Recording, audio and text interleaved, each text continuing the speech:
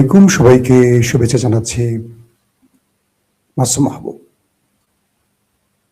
প্রিয় দর্শক, বাংলাদেশের রাজনীতিতে আবারও আওয়ামী লীগ শব্দটা আলোচনায় চলে এসছে।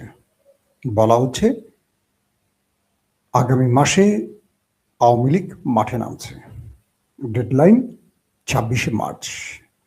ইতিমধ্যে আওয়ামী লীগের মাঠ পর্যায়ের নেতাকর্মীদের কাছে মেসেজ চলে গেছে, এমনটিও তথ্য পাওয়া গেছে যে আওয়ামী লীগ 26শে মার্চ তারা পুরোপুরি তাদেরকে জানান দিতে মাঠে নামবে। প্রশ্ন হলো যে আওয়ামী লীগ গত প্রায় 18 মাস তারা মাঠে নামতে পারেনি, এবং আওয়ামী লীগের প্রধান শত্রু দল বিএনপি সরকার ক্ষমতায় আসার পর তারা হঠাৎ করে মাঠে শক্তি প্রদর্শন করতে চাইছে কেন? 1। 2 নম্বর, আমরা দেখেছি যে ইউনূস সরকার আমলে আওয়ামী লীগ সেভাবে বাংলাদেশের কোথাও নামতে পারেনি, এবং সরকারিভাবে আওয়ামী লীগকে নিষিদ্ধ করা হয়েছে। কিন্তু আমরা দেখলাম 12 ফেব্রুয়ারি নির্বাচনের পর বিভিন্ন জায়গায় আওয়ামী লীগের কার্যালয় খুলে দেওয়া হয়েছে। আওয়ামী লীগ পতাকা নিয়ে মাঠে নেমেছে। 21শে ফেব্রুয়ারিতেও তারা মাঠে নেমেছে। বিভিন্ন দিবসকে টার্গেট করে যেমন তারা মাঠে নামতে চাইছে, তেমনি বাংলাদেশের বিভিন্ন জায়গায় তারা তাদের রাজনীতিকে আবার শুরু করতে তাদের দলীয় কার্যালয়গুলো খুলে দেওয়ার চেষ্টা করছে। কোথাও কোথাও তারা বাধার মুখেও পড়েছে, কোথাও কোথাও বর্তমান যে সরকারি দলটি আছে বিএনপি, তারা নিজেরই পার্টি অফিস খুলে দিয়েছে। এরপর থেকে আমরা দেখেছি যে বিএনপি বিরোধী শিবিরে এটা নিয়ে ব্যাপক আলোচনা শুরু হয়েছে, বিশেষ করে এনসিপি এবং জামাত ইসলামের মধ্যে। বাংলাদেশে কি বিএনপির হাত ধরে আওয়ামী লীগ রাজনীতি শুরু করতে পারবে? এটার পক্ষে বিপক্ষে অনেক রকম যুক্তিতর্ক আসতে শুরু করেছে। সবচেয়ে বিপজ্জনক হলো আওয়ামী লীগের যেসব বুদ্ধিজীবীরা সাম্প্রতিক সময় বিএনপি সেজে গেছেন এবং বিএনপির ঘরে ঢুকে পড়েছেন, তারা যে কোনোভাবে একটা ন্যারেটিভ তৈরির চেষ্টা করছেন যে আওয়ামী লীগকে রাজনীতিতে আনা উচিত বিএনপি। এবং সবচেয়ে ভয়াবহ যে ব্যাপারটা সেটা হলো যে বিএনপির মধ্যে একটা বড় গ্রুপ আছে যারা বিএনপির খুব গুরুত্বপূর্ণ নেতা, তারা মনে করেন আওয়ামী লীগকে রাজনীতিতে ফিরিয়ে আনা উচিত। জনাব তারেক রহমান আসলে ভাবছেনটা কি? দর্শক, কয়েকটা বিষয় আজকের আলোচনা থাকবে। আশা করি আপনারা পুরো বিষয়টা মন দিয়ে শুনবেন। অল্প একটু শুনেই মন্তব্য করবেন না, পুরো বিষয়টা শুনতে হবে। আওয়ামী লীগ নিষিদ্ধ হলো কখন? স্বাধীনতার পর যে আওয়ামী লীগ বাংলাদেশের সবচেয়ে বড় স্বাধীনতার দাবিদার, মুক্তিযুদ্ধের দাবিদার, সেই দলটি 24-এর বিপ্লবের পর, অভ্যুত্থানের পর প্রফেসর ইউনূস সরকার যখন অন্তর্বর্তীকালীন সরকার ক্ষমতায় বসছেন, তখন এটি রাষ্ট্রীয়ভাবে নিষিদ্ধ করা হয়। কোন পরিস্থিতির আলোকে? যখন বাংলাদেশের 40,000 মানুষ অন্ধ, পঙ্গুত্ব এবং গুলি খেয়ে গুরুতর আহত হলো। প্রায় 20,000 ছাত্র জনতা প্রাণ দিল একটি রাষ্ট্রীয় বাহিনীর হাতে। স্বাধীন বাংলাদেশে শেখ মুজিবের রক্ষী বাহিনীর পর আওয়ামী লীগের এই 15.5 বছরের দুঃশাসন ছাড়া আর কোনো সরকার এভাবে বাংলাদেশের মানুষের রক্ত ঝরায়নি। খুব দুঃখজনক হলেও সত্য যে বাংলাদেশের মানুষের মগজ কতটা পচে গেছে। যারা আওয়ামী লীগ করেন বা যারা আওয়ামী লীগ ভালোবাসেন, যারা আওয়ামী লীগের সাংবাদিক, আওয়ামী লীগের বুদ্ধিজীবী, আওয়ামী লীগের পেশাজীবী, আওয়ামী লীগের সমর্থনকারী, এক বাক্যে বলতে পারে, তারা এটাকে বৈধতা দিচ্ছেন। আমরা কি দেখেছি? জুলাই অভ্যুত্থানে দেখেছিলাম যে একটা মামুলি আন্দোলন, বৈষম্যের বিরুদ্ধে যে আন্দোলন, সেই আন্দোলনটায় পুলিশ, ছাত্রলীগ, যুবলীগ বাধা দিয়ে এটাকে একটা বড় বিপ্লবের রূপ দিয়েছে। এরপর আমরা দেখলাম কি সরকারি বাহিনী, অর্থাৎ আমাদের নিরাপত্তা বাহিনী, সঙ্গে আওয়ামী লীগ, যুবলীগ বা আওয়ামী লীগের, ছাত্রলীগের বাহিনী, আরো যারা গুন্ডা বাহিনী আছে, তারা সম্পৃক্ত হয়ে প্রকাশ্যে ছাত্র জনতার উপর গুলি চালিয়ে বহু মানুষকে হত্যা করেছে। পৃথিবীতে এইরকম নজির খুব কম আছে, বিশেষ করে সভ্য দেশগুলোতে। সেই আওয়ামী লীগকে আজ পর্যন্ত শুনিনি এই ঘটনার জন্য ক্ষমা চাইতে। শেখ হাসিনা একটার পর একটা বক্তব্য দিয়েছেন দিল্লিতে বসে, কিন্তু কখনো তিনি একবারের জন্য বলেননি যেটা আমাদের ভুল হয়েছে বা আইন শৃঙ্খলা বাহিনী অতিরঞ্জিত করে ফেলেছে, এভাবে নির্দেশনা ছিল না, এটা মানুষের উপরে গুলি চালানোটা আসলে অন্যায় হয়েছে, এটার জন্য আমরা ক্ষমা চাই। আমরা কোথাও এই বিষয়টি দেখিনি। 15.5 বছরে এই শেখ হাসিনা তার গুন্ডা বাহিনী, তার পুলিশ লীগ, র্যাব লীগ, সেনাবাহিনী লীগ, বিজিবি লীগ, যত লীগ আছে সবাইকে মাঠে নামিয়ে বিএনপি জামাতকে কোণঠাসা করেছে, গণহারে হত্যা করেছে, গণহারে গ্রেফতার করেছে। বাংলাদেশে এমন একটি জায়গা নেই যেখানে বিএনপি জামাতের নেতাকর্মীরা জেল খাটেনি। এমন কোনো পরিবার নেই যারা রাজনীতির সাথে অ্যাক্টিভ তারা জেল খাটেনি, তাদের ঘাড়ে 1 ডজন মামলা নেই। দুঃখজনক হলো সত্য যে 1.5 বছরের মাথায় এদেশের মানুষ আওয়ামী লীগের দুঃশাসন ভুলে গেছে।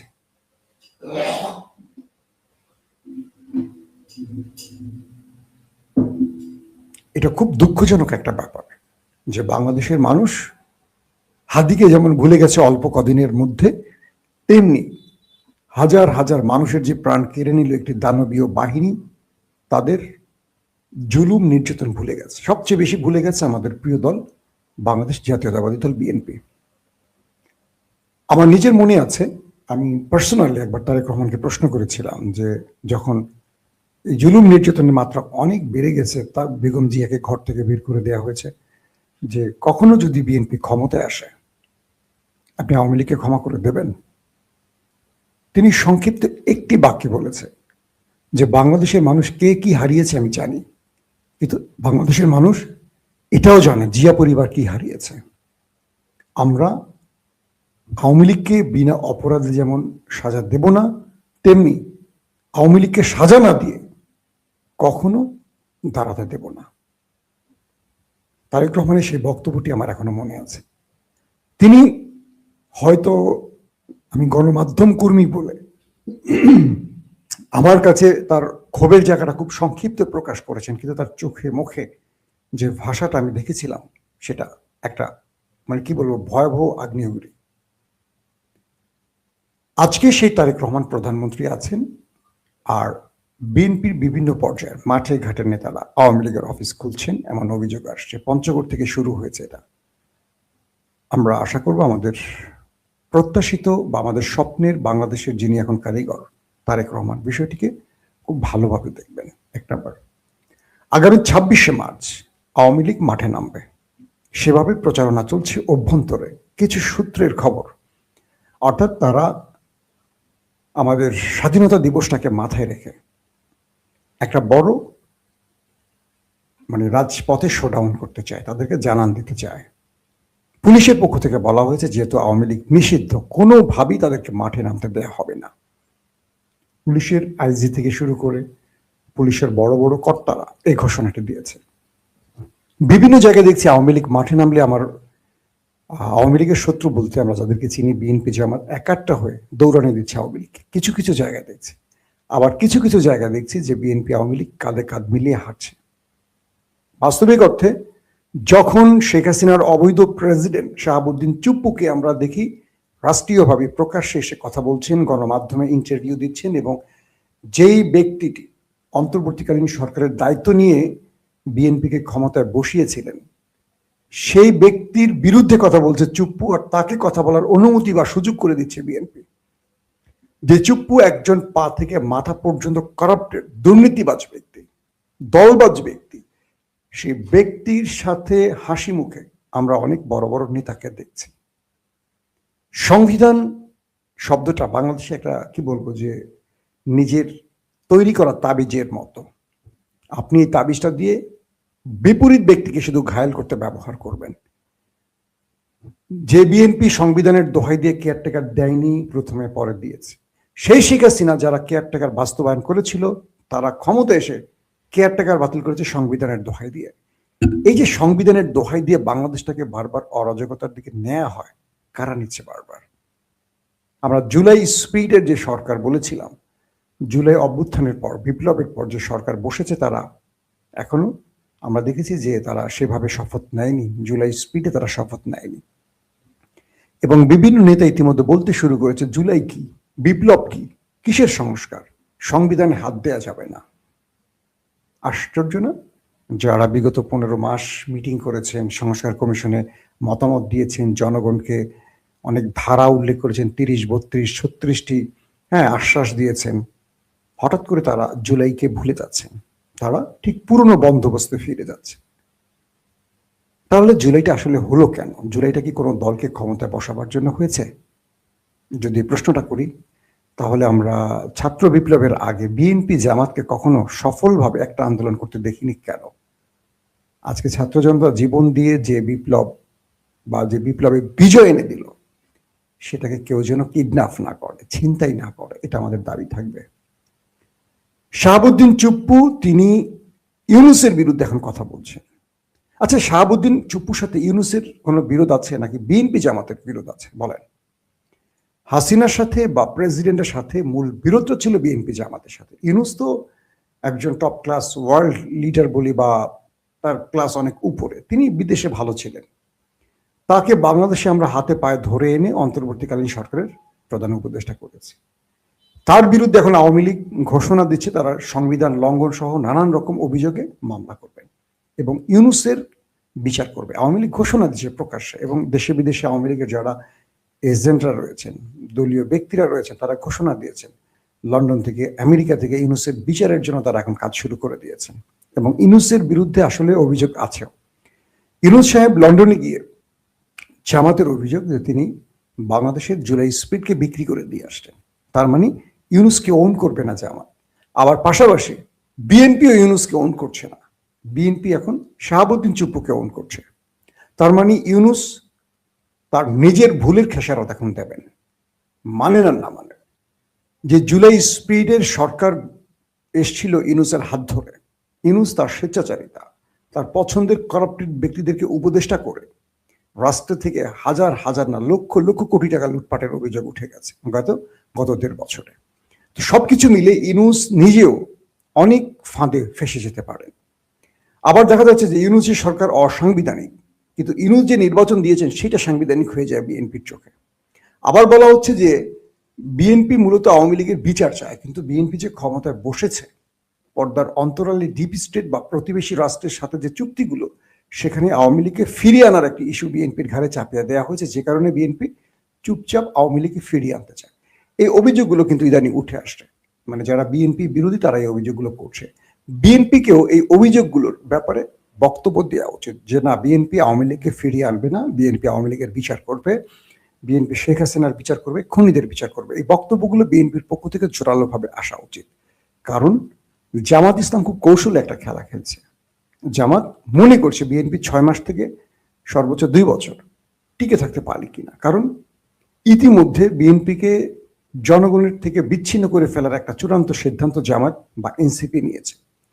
তারা বিএনপির কঠোর সমালোচনা করবে না, মাঠে আন্দোলন দেবে না, যাতে বিএনপি আরো স্বেচ্ছাচারিতার মধ্যে পা রাখে। আর এতে করে বিএনপির মধ্যে চাঁদাবাজি বা বিএনপির মধ্যে বৈষম্য, বিএনপির মধ্যে রাষ্ট্রের মধ্যে দুর্নীতির প্রকট আকার ধারণ করবে। আর তখন জনগণ আরেকটা বিপ্লবের মুখোমুখি হবে।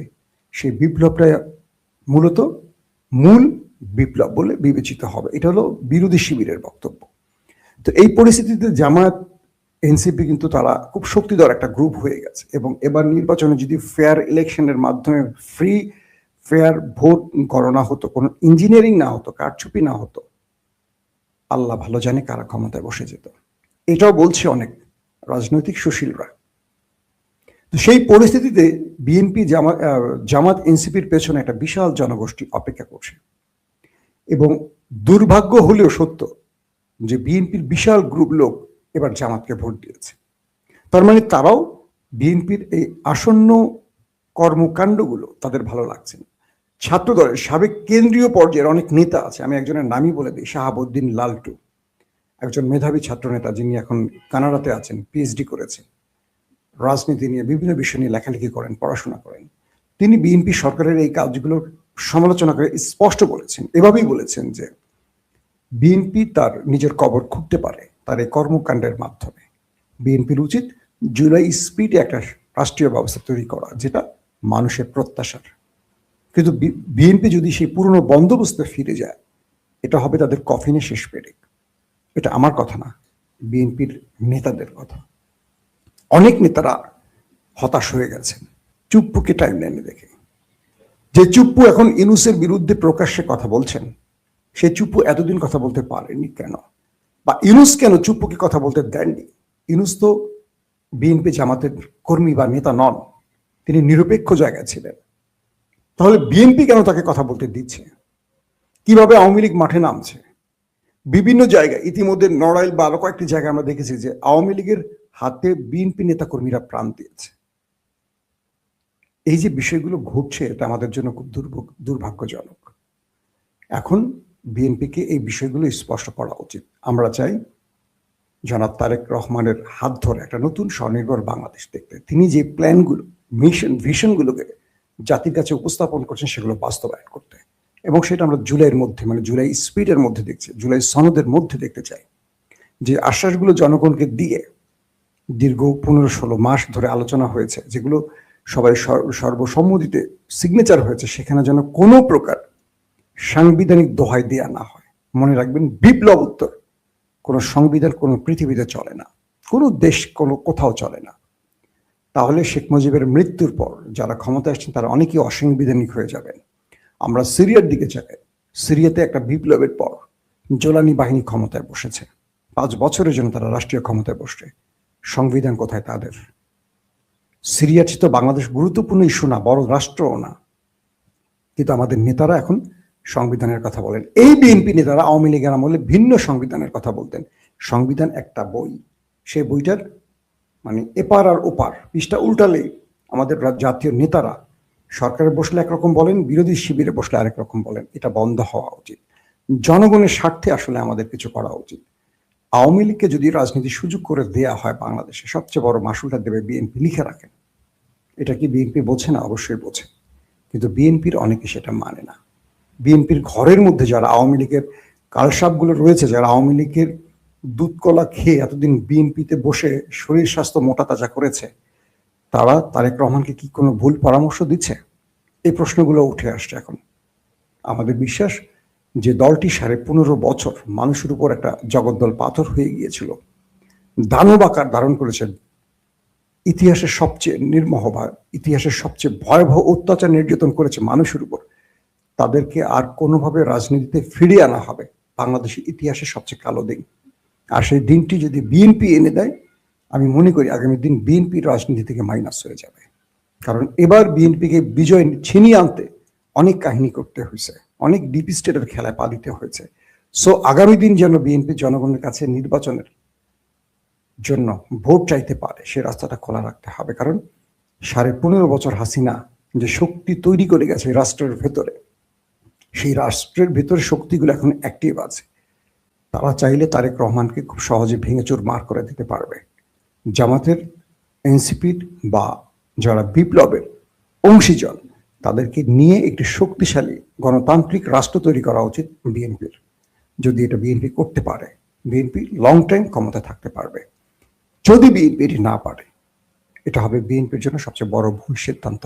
আবারও বলছি, যারা শেখ হাসিনা মানে আওয়ামী লীগ এবং দিল্লির প্রেসক্রিপশন নিয়ে বিএনপির মধ্যে বসে আছে, যে কালসাপগুলো, তাদের চিহ্নিত করে এখনই বের করতে হবে। বিএনপির বহু অ্যাক্টিভিস্ট, বিএনপির বহু নেতাকর্মীরা হতাশ আওয়ামী লীগ আবার রাজনীতিতে ফিরে আসার সুযোগ খোঁজার কারণে বা আওয়ামী লীগকে মাঠে দেখার কারণে। বিএনপি অনেক জায়গায় মার খাচ্ছে আওয়ামী লীগের হাতে। এতে করে বিএনপির বহু নেতাকর্মীরা হতাশ হচ্ছে, আতঙ্কিত হচ্ছে। আজকেও দেখলাম নাহিদ ইসলাম বলেছে পুলিশ হত্যার বিচার করবে এই সরকার। তার মানে জুলাই যোদ্ধাদের ফাঁসিয়ে দিচ্ছে কিনা বিএনপি। বিএনপি যদি মনে করে তারা ক্ষমতায় বসে সবকিছু করতে পারবে না। কারণ বিএনপির মধ্যে এখনো পুরো বাংলাদেশের প্রশাসন এখনো বিএনপির হাতে আসেনি। যদি বিরোধী শিবির খুব বড় শক্তিশালী কোনো আন্দোলন শুরু করে, সেক্ষেত্রে বিএনপি মোকাবেলা করতে পারবে না। দেশের মধ্যে একটা গৃহযুদ্ধ শুরু হবে।